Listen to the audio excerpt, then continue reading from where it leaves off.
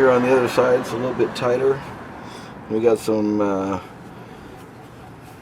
secondary air injection tubing and check valve down here and another tube coming up. Fun stuff. This one actually has a tube down to the converter. So this is an old style system. People think of these tune port injection systems as fairly new anyway. People are still using them. But they're very rudimentary fuel injection systems. They're batch fire, which means that all 4 injectors fire at the same time on each side.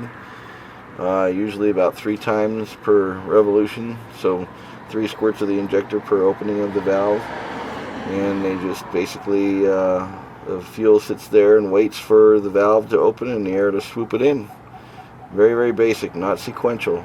You know, these all the injectors have the same wiring color combinations, which is a hint that tells you that each one of those is on the same circuit, so they're all being fired, batch fire all together. Alright, so this doesn't look like a lot of fun trying to do this side, so first thing I want to do is get the wire off of here.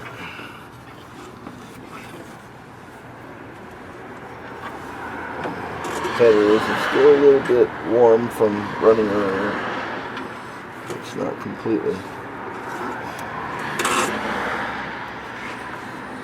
Let's see here.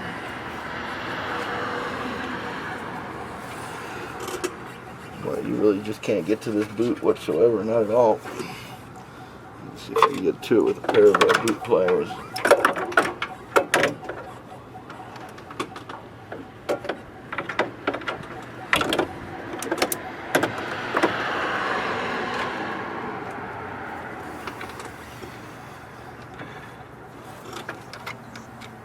There we go. That's what these things are for. They're called boot pliers. They work really well. They're designed to get the boot off without damaging it. A lot of times the boot itself wants to stick to the actual plug, and then you go pulling it off and it basically rips the rubber off the tip. You don't want that to happen because it can turn a basic tune-up into a major tune-up, which of course costs a lot more money. And if you've already sold the job as a technician, you can't just go back to the customer and tell them, oh well, you're going to need some wires now because I was careless taking them off.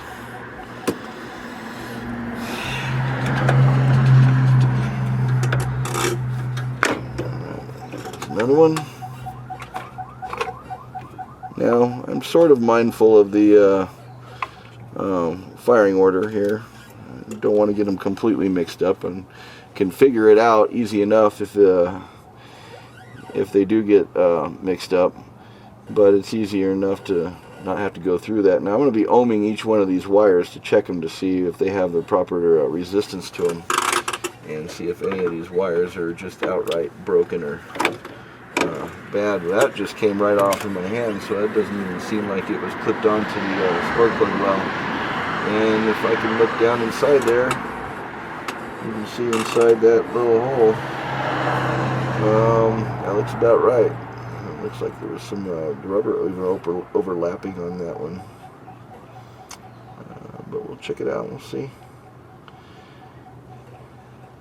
See how this works. Okay, one more last one back here in the back. Okay.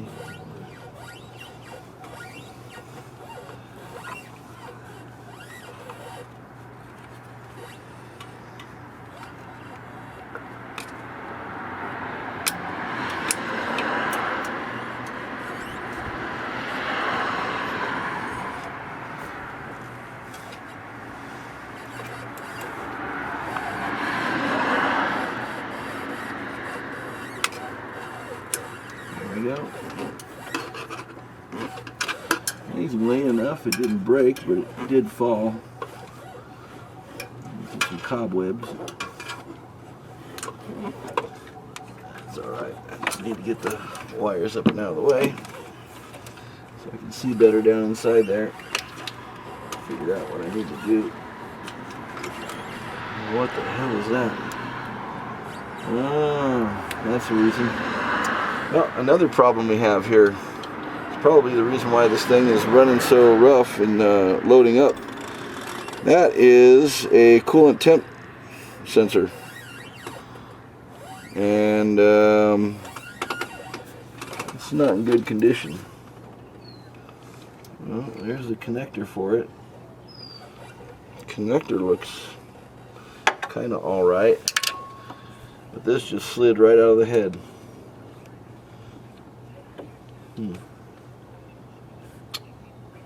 Well, I guess we're going to have to see what goes on with that. I'll have to replace it, I'm sure. I don't know if that's for a gauge or what it's for, but the wire goes all the way across. Like this is a supplemental temperature switch or something.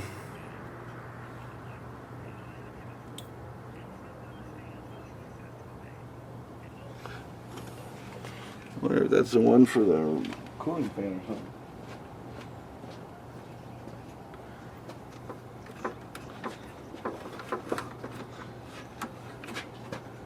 So, it looks like it to me. Okay. So this is a cooling fan switch that I just pulled out of the head. I guess this is being used as an alternative cooling switch. This thing, when it gets hot, grounds out and then trips the relay over there to turn the fan on.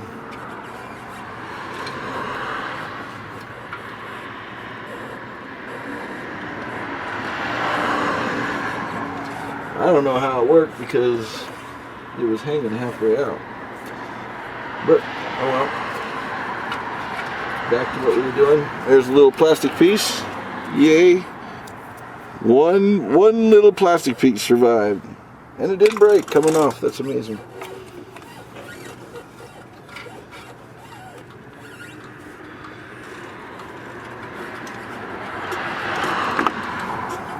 I make a big deal about these looms because this is basically, the looms are designed to hold the spark plug wires in place, but also hold them a certain distance apart from each other.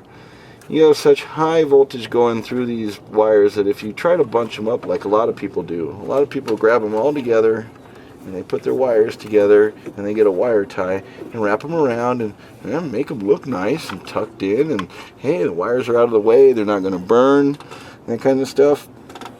Doesn't matter, okay? You don't want to be doing that with the wires, okay? So, anyway.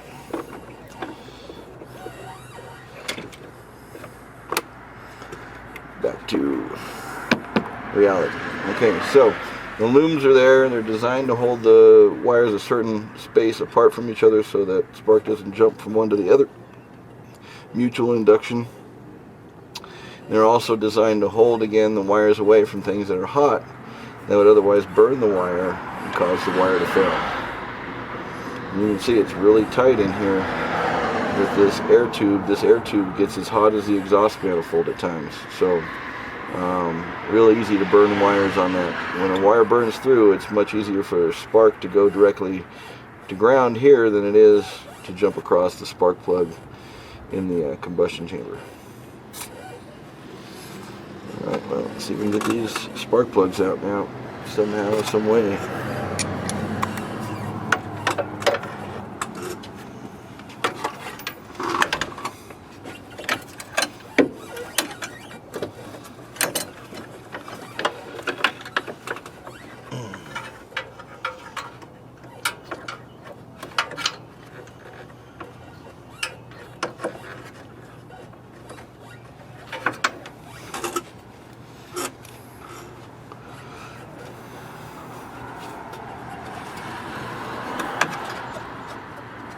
Okay.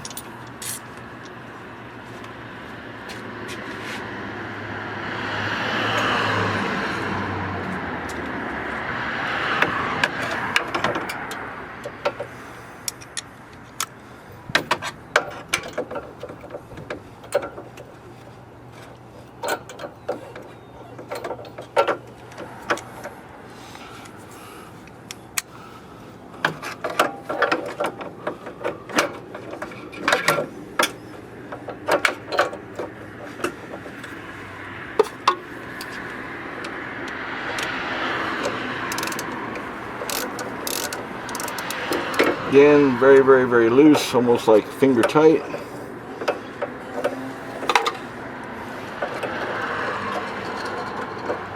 Usually the spark plug socket is supposed to hold the plug, but apparently the rubber in here is dried up or something. Doesn't fit the spark plug. Okay, so that's 2. Doesn't look too bad. Fell on the ground, so the gap got messed up. Okay.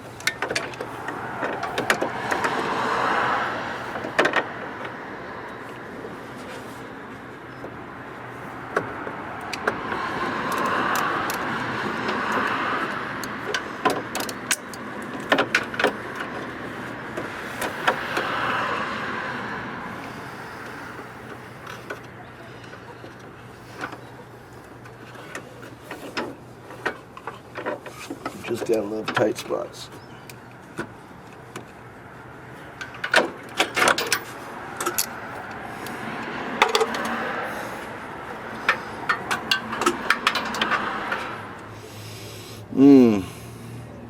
Nasty. Ugh. Nasty. Fuel soaked crap. Alright. Yeah, look at that one. There's almost fully tight. I'm going to put a ratchet on this one just to try and see if I can loosen it with my fingers. No. Can't quite do it.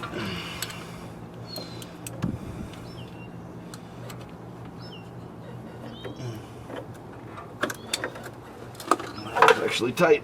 Ah, there we go.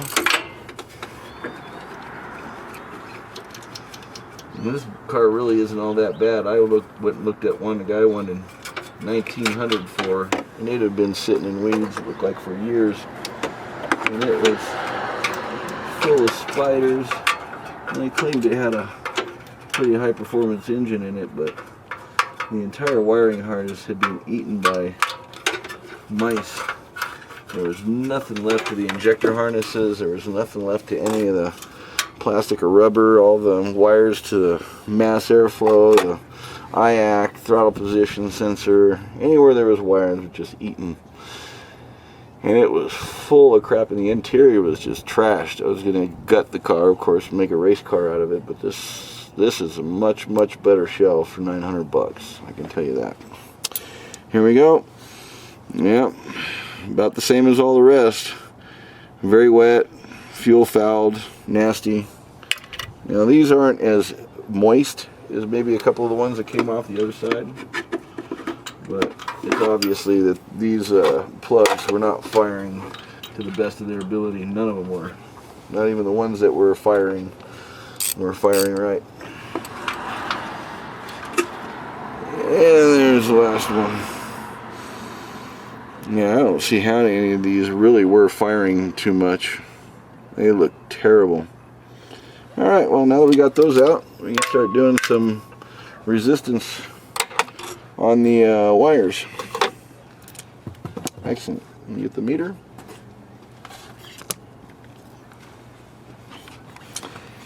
The idea behind testing wires is to get a resistance check no more than 10,000 ohms per foot. Usually if you want to get a tape measure and really look at them, the main thing I look at again is I'm looking for damage, looking for signs of arcing, looking for signs that maybe spark was jumping outside the boot somewhere, and looking to see if there's anything wrong with the outside shielding of the wire. So this is the first wire. I'm going to go ahead and put it on ohms over here. I'm just going to stick this in. There's a little metal tab in there, so I'm going to stick this in until it holds in place. Let's see here. There we go. Yeah, maybe not. There we go. And pull this. And stick it in there. And let's see what we got. 7.68 kilo ohms. So that's way more than a foot long, and I've only got 7,000 ohms, so that wire is definitely good. Now another thing, if you want to do it, but this is usually something you would do if the wire was open, to kind of move the wire around, looking at your meter, see if the meter changes radically or does anything as you move the wire. That way you can check to see if there's any breaks inside of it. Pull on the wire, tug on it a little bit, and the reading remains the same. So that wire is good. Alright.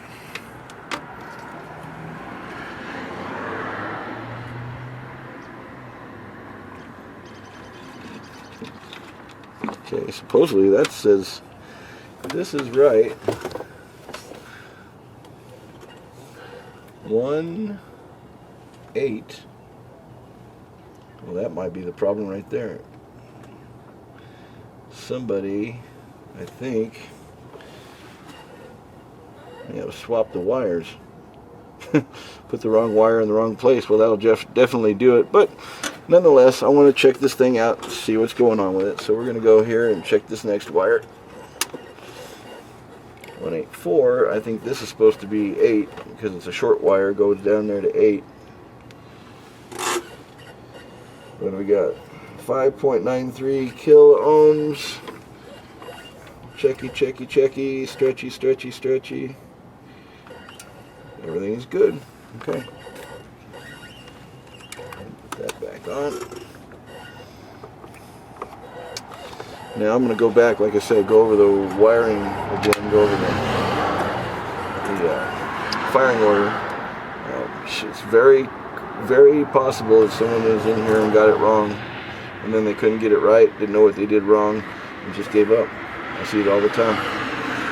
Okay, so this is the next wire. This one goes over there, so I'm just going to plug it here, put it up on there,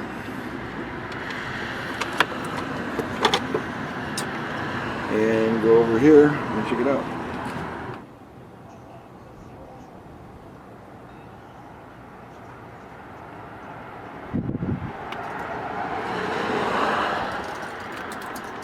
There we go.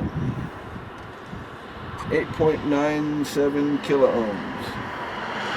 So again, that wire is good. Up to 10,000 ohms per foot, and that's definitely like a 2.5, almost 3 foot wire. Okay. So go ahead and put that back on there. Okay. This one in the back here.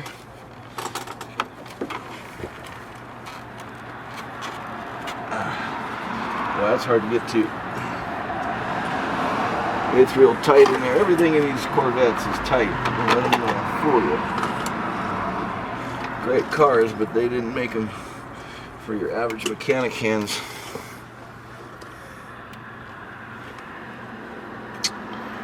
Okay.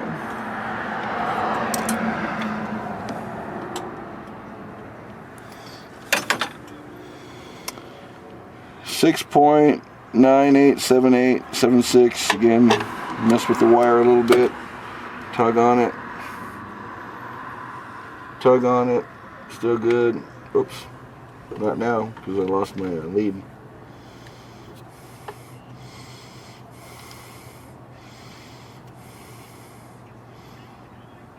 Good stuff. Okay, that's a good wire. Again, I have to try to figure out if it's actually in the correct spot. Good rule of thumb about ignitions, especially like this, is if you have 2 wires crossed, you don't just have one misfire, you have 2 misfires. And this car surely ran like it was misfiring. If the two that are swapped are off phase enough for each other, you could actually have backfiring or misfiring coming back up either through the intake or out the exhaust.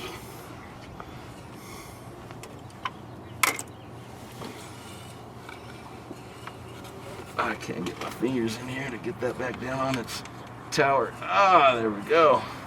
That's another thing people don't do, is they don't take the time or due diligence to make sure that they get the boots clipped in to the connectors. Okay, looks like the next couple are going to be over there on the other side.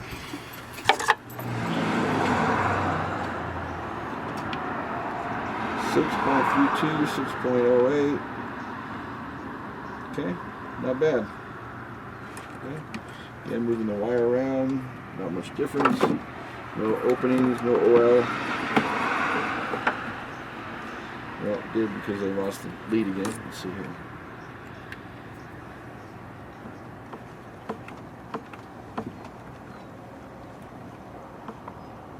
Well, okay, that.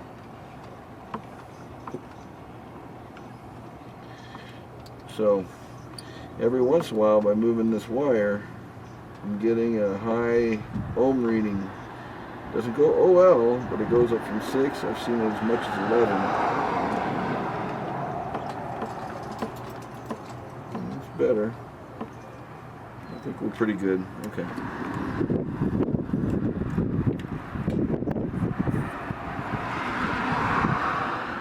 .25. Nice short wire. 6.29.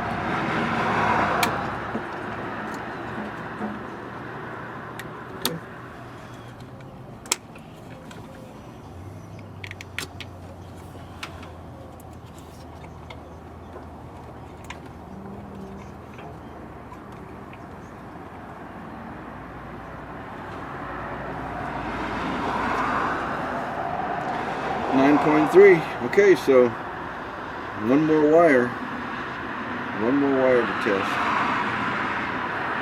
Good. The wires seem good. All right, now